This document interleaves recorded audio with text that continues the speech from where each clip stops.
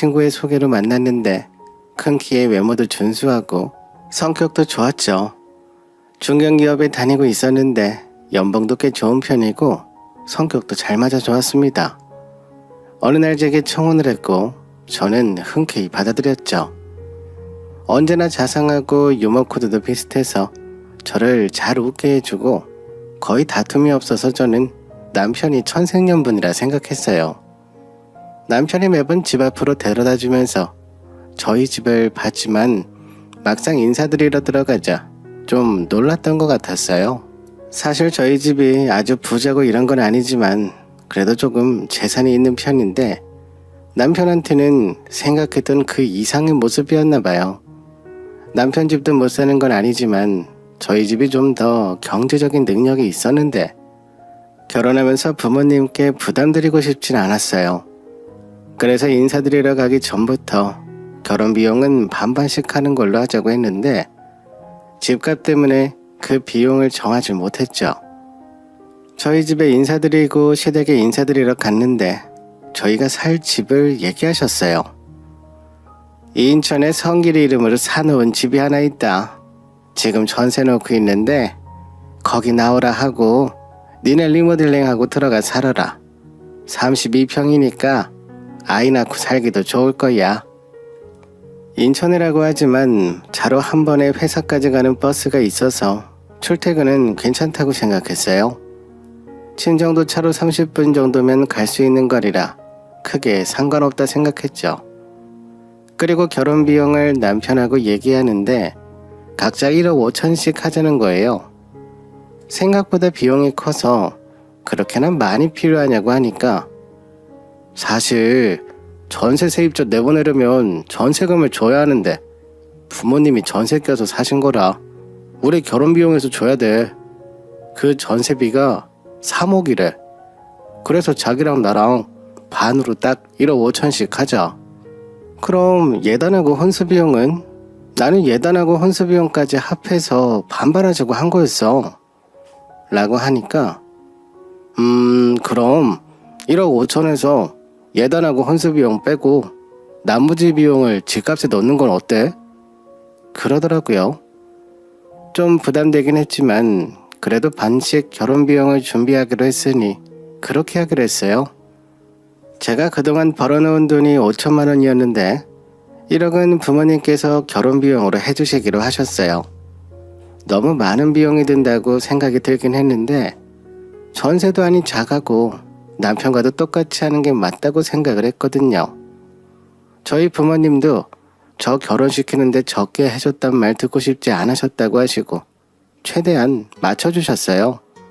그 대신 결혼하면 공동명의로 바꿔는 달라고 했죠. 시부모님이 구입하셨을 때보다 훨씬 많이 올랐던 터라 투자 비용 생각하면 저도 반 이상은 보탬게 되니까요. 그런데 혼수 비용으로만 5천만 원이 들어갔어요. 예단으로만 3천만 원이 들어갔고 나머지는 혼수 비용이었는데 그것도 제가 집에서 사용하던 물건들도 많이 가져왔어요. 시부모님께서 예단으로 시어머니 시누이 명품백 하나씩, 시아버지 명품 시계 명품 양복은 꼭 해야 한다면서 받은 곳이 있다며 알려주시더라고요. 그뿐 아니라 귀걸이 목걸이 따로 예단 비용까지 대부분 예단비 들이면 꾸민비야라고 돌려주는 돈이 있다고 하는데 시어머니 말씀이 우리 예비 며느리는 친정이 잘 사니까 굳이 내가 꾸민비 안 줘도 되지? 하면서 생글생글 웃으며 말씀하시더라고요. 괜히 결혼 전에 얼굴 붉히는 일 만들고 싶지 않아서 알겠다고 하고 말았네요. 사실 주시더라도 혼수 비용 사는데 보태겠지만요. 아무튼 나머지 2천만 원으로 가전제품과 소파, 침대, 장롱 이렇게 사고 세탁기, 전자레인지 이런 건 그냥 제가 사용하던 거 가져왔어요. 그리고 결혼하고 신혼여행 다녀오자마자 남편이 하도 재촉하길래 혼인신고를 빨리 했죠. 그 후 한 달쯤 지나니까 남편이 갑자기 저에게 대출이 있으니 같이 갚아나야 가야 한다고 하는 거예요. 저는 황당해서 그게 무슨 말이야? 대출이라니? 우리가 무슨 대출이 있어? 사실 이 집 세입자 나갈 때 전세금 돌려주는 거 대출받아서 한 거야. 뭐? 나한테 그런 말 없었잖아. 그리고 내가 1억 보탰는데 무슨 말이야. 얼마나 대출받았는데? 2억 했지. 자기가 1억 보탰으니까. 그리고 내가 리모델링 비용 냈잖아. 인테리어 비용이 5천 들었으니 자기 혼수 비용하고 똑같이 한 거지. 그리고 따지고 보면 결혼 전에 우리 부모님이 이 집 내 명의로 사놓으신 거고, 지금 5억 나가니까 값을 따지자면 내가 더한 거지. 그리고 자기네 집 잘 살면서 자기가 좀 더 해왔으면 이렇게까지 대출 안 받아도 됐잖아. 지금이라도 대출비 갚아달라고 자기가 말씀드려 보던가. 뭐? 그걸 지금 말이라고 해? 무슨 계산법이 그래. 그리고 왜 우리 부모님께 당신이 대출받은 걸 갚아달라고 그래? 지금 무슨 말을 하는 거야? 우리가 매달 갚아나가야 될 돈이 한 달에 얼마인지는 알아? 지금 둘이 맞벌이 해도 이렇게 나가면 우리 아기나 구 키우는 거 힘들어. 요즘 애 한 명 키우는데 들어가는 돈이 얼마인지는 알아? 자그마치 4억이던데 4억. 사교육을 얼마나 더 하느냐에 따라 더 들겠지. 근데 우리 지금 매달 이렇게 돈 나가면 애 낳고 키우기 힘들어. 그리고 자기가 공동명의 해달라 해서 그렇게 했잖아. 자기 집이기도 하니까 같이 갚아나가야지. 그걸 왜 나한테 말하는 건데? 난 대출에 대해 몰랐고 동의한 적도 없어.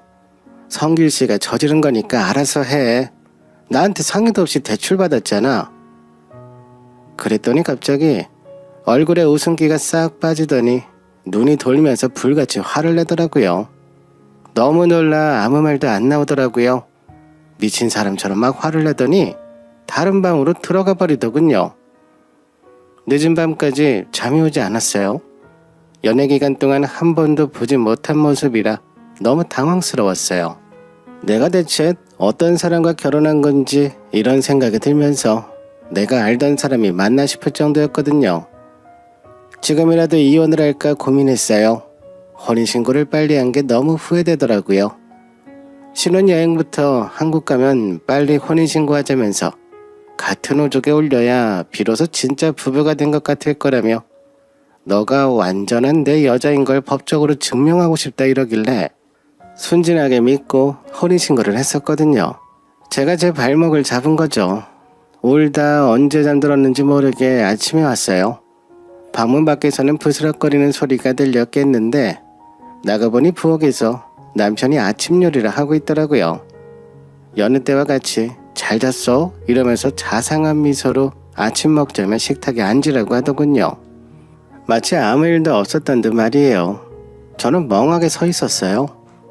어젯밤과 너무 다른 사람이라 어떤 모습이 진심인 건가 싶더라고요.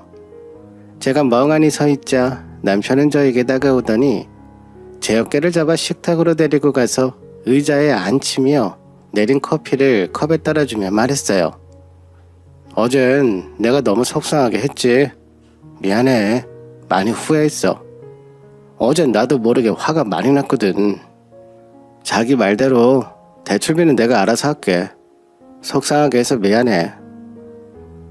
다신 나한테 친정돈 얘기하지 마. 그리고 뭐든 상의해주고 결정했으면 좋겠어. 남편은 웃으며 알겠다고 하면서 양손에 기도하는 것처럼 모아서 저에게 사과하더라고요.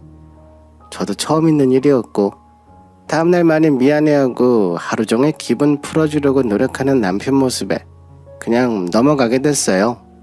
그렇게 잘 지내다가 결혼하고 몇 달 뒤에 남편이 갑자기 사업을 해보겠다고 하더라고요. 거래처 사람이 퇴사하면서 새로 사업을 하는데 같이 해보겠냐며 동업을 제안했다고 하면서 매달 대출을 나가는 것도 아깝고 빨리 갚는 방법은 사업밖에 없을 것 같다면서 해보고 싶다고 하더라고요. 저는 처음에 반대했어요. 아니, 잘 다니고 있는 직장 굳이 관두면서까지 위험부담 갖는 건 난 싫어. 동업하는 사람은 당신이 믿을 만한 사람이야? 처음 하는 일이라 그 분야에 인맥도 없는데 어떻게 하려고. 같이 하는 사람이 워낙 그 바닥에 발이 넓어. 거래처로 오랫동안 봤던 사람이라 일하는 것도 잘 알고 믿을 만한 사람이야. 한 번만 나 믿어봐. 우리도 빨리 빚 갚고 더 좋은 데로 이사도 가야지. 그래도 제가 쉽게 결정을 못 내리고 망설이고 있자 남편은 저를 며칠 동안 설득하더라고요. 동업하는 사람 전화 바꿔주면서 제게 설득하고 하도 자신있게 말하길래 결국 그럼 어디 한번 해보라고 했죠. 그렇게 사업을 준비하던 중 설거지하던 제 옆으로 슬쩍 오더니 자기가 하겠다면서 수세미를 가지고 가더니 설거지를 하더라고요. 저는 옆에서 그릇들을 헹궜어요. 같이 설거지를 하다가 남편이 슬쩍 얘기를 꺼냈는데 자기야, 나 지금 사업 준비하고 있잖아. 근데 초기 자금이 생각보다 좀 들어가네. 아무래도 내가 직원으로 들어가는 것도 아니고 공동대표로 동업인 건데 나는 무임승차 하는 것도 아니고 나도 지분을 얻으려면 투자를 좀 해야 하는데 우리가 지금으로서는 투자할 돈이 없잖아. 자기가 장인어른께 한번 말씀드려보면 안 될까? 저는 설거지하던 손을 멈췄어요. 그리고 남편을 쳐다보며 그런 말 없었잖아.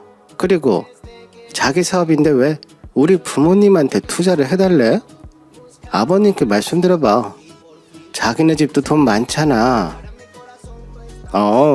자기 몰랐구나. 매제가 작년에 사업 시작했잖아. 그때 사돈집과 우리 집에서 도와줘서 시작할 수 있었던 거였어. 우리 집은 지금 나 도와줄 상황 안 되셔. 작년에 동생네가 다 털어갔어. 그럼 그냥 하지마. 난 아직도 이게 잘하는 건지 모르겠어. 그냥 지금 다니는 회사 잘 다니면 안 돼? 연봉도 나쁘지 않고. 예은아, 내 회사 아니면 언제든지 나가면 그만인 거야. 지금 이 회사가 나한테 월급을 많이 준다 한들 내 회사가 아닌 이상 망하면 나만 실직자 되는 거고 잘려도 실직자가 돼. 나도 이제 가정 꾸리고 앞으로 아이도 태어나게 될 텐데 안정된 직업을 가지고 싶어. 그리고 이번 기회 정말 다시 없을 좋은 기회인데 투자 못해서 날리면 나 두고두고 후회하고 너 원망할지도 몰라. 그리고 이미 회사에 사직서도 제출했어. 이번 달까지만 다닐 거야. 뭐? 아니 뭐가 급하다고 사직서를 벌써 냈어. 당신 말대로 아직 투자조차 안 했는데 성길 씨는 왜 매번 나한테 말도 없이 일 처리하고 그리고 통보해? 너는 너무 생각이 많아. 이거 재고 저거 재고 기다리는 나만 똥줄 탄다고. 그리고 어차피 허락해 줄 거잖아. 아이 몰라. 이미 사직서 수리 다 됐대. 장인어른 안 도와주시면 투자 못하는 거고 난 실업자 되는 거지 뭐. 나 백수 되면 재취업 안 한다. 일단 부모님께 말씀은 드려보겠는데 너무 기대는 하지 마. 그리고 투자해 주시면 반드시 갚아. 내 돈 우리 돈 아니야. 우리 부모님 원래부터 이렇게 재력 쌓으신 거 아니고 엄청 고생하시고 이제 좀 편해지신 거야. 알았지? 남편은 능글맞게 웃으면서 알겠다고 하더군요. 저는 친정에 투자 안 해줘도 괜찮다는 마음으로 그냥 여쭤만 봤어요. 그랬더니 처음인 만큼 부모님이 도와주시기로 하셨어요. 근데 참 첫 사업이라 서툴렀던 건지 동업자를 너무 믿었던 건지 몇 달 안 되어 망했어요. 처음에는 잘 됐는데 뭐가 잘못된 건지 갑자기 안 좋아지더라고요. 처음 몇 달은 한 달에 몇 천씩 벌면서 집 대출비부터 갚더라고요.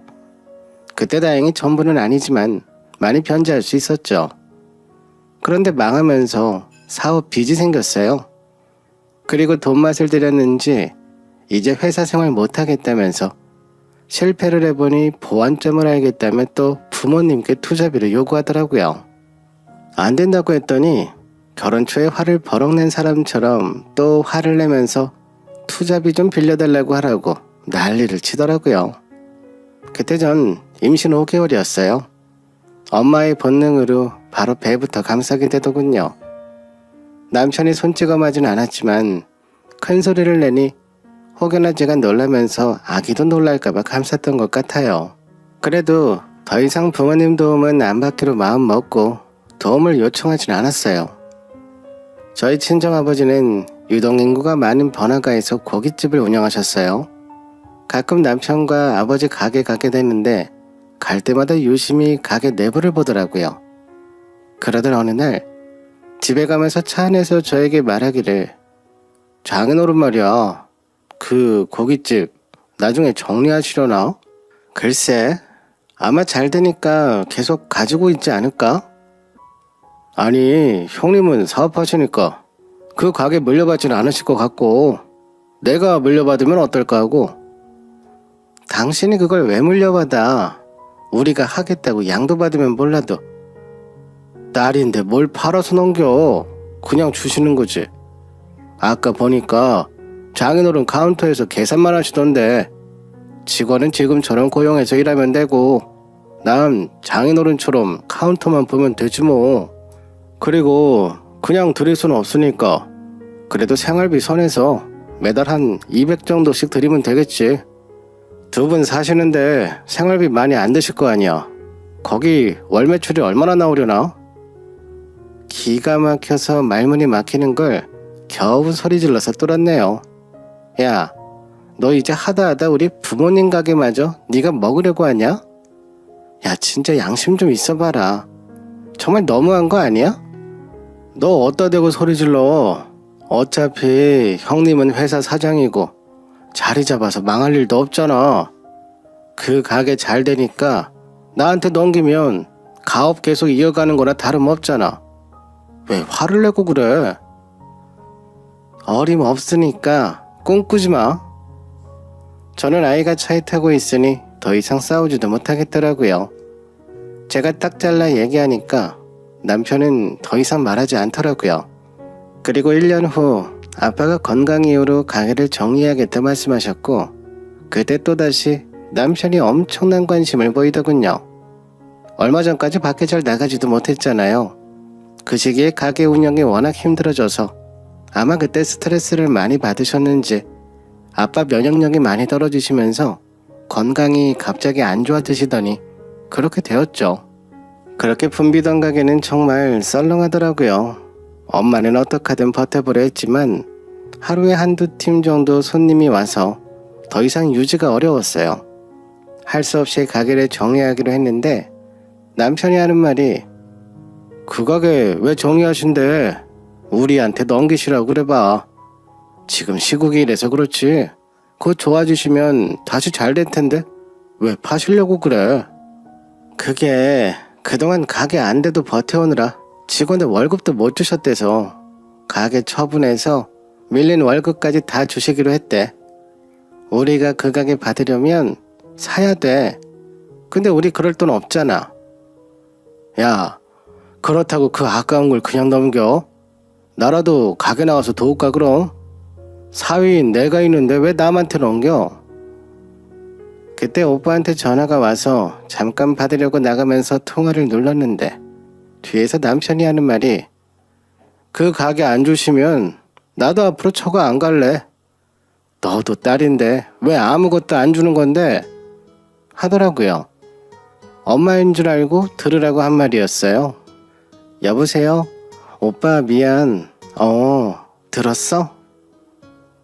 지금 매제가 뭐라는 거야? 정말 너무한 거 아니야? 우리 집에 뭐지 돈줄이야? 그렇게 사업한다고 몇 억씩 뜯어가 놓고 이제는 가게까지 달라고?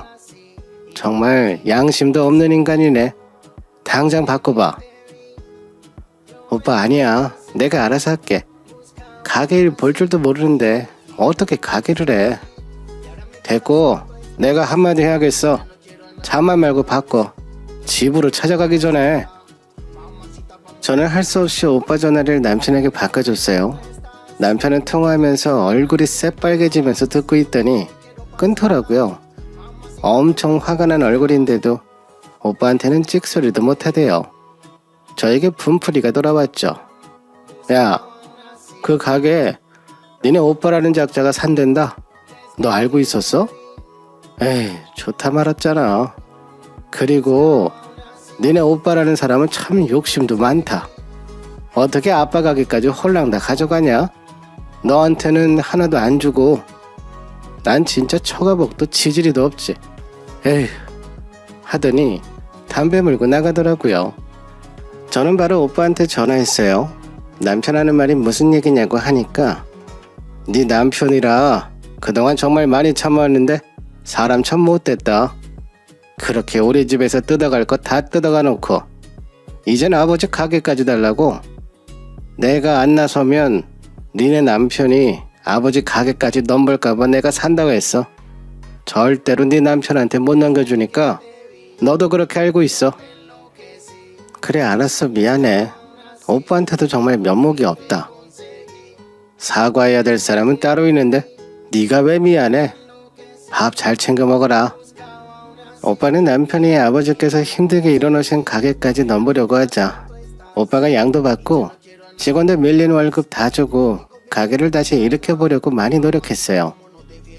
원래 작은 회사를 운영하고 있었는데 올케언이랑 같이 하는 거라 가게 일은 엄마가 주로 보지만 경영은 오빠가 하는 걸로 하면서 운영했죠.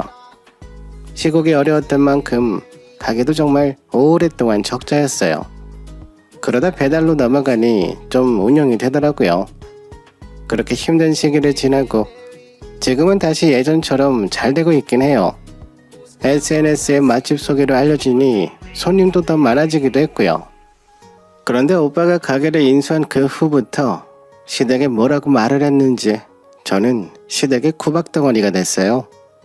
한 번은 시댁에 매달은 못 드려도 명절이면 용돈도 두둑히 드렸고 차례도 안 지냈고 명절 음식도 다 같이 간단히 하는 정도였고 반나절 있으면 친정으로 보내줬었는데 아빠 아프시고 첫 명절이라 차례 지내는 거에 동참하고 싶어서 2주 전부터 말씀드려놨음에도 불구하고 명절 며칠 전에 갑자기 명절 전날아서 음식 만들고 친지분들 다 오시기로 했으니 아침부터 준비하라고 하더라고요. 어머니 저 이번에 아빠 아프시고 첫 명절이라 차례 지내고 간다고 말씀드렸고 허락하셨는데 갑자기 이러시면 예 원래 결혼하면 여자는 출가회인인 거 모르니? 그리고 이번엔 큰아버지 작은아버지 다 오시기로 했다니까. 며느리인 네가 없으면 나 혼자 음식 다 하고 너는 다 차려진 밥 먹으러 온다는 거야. 그럴 거면 오지 마라 하고 뚝 끊으시는 거예요. 할 수 없이 아빠 첫 차례상도 가지 못하고 저는 시댁으로 전날부터 가서 혼자 음식 다 하고 명절 전날이나 친정으로 올 수 있었어요. 그 명절은 정말 너무 괴로운 시간이었어요. 혼자 부엌 일을 하는 것도 힘든데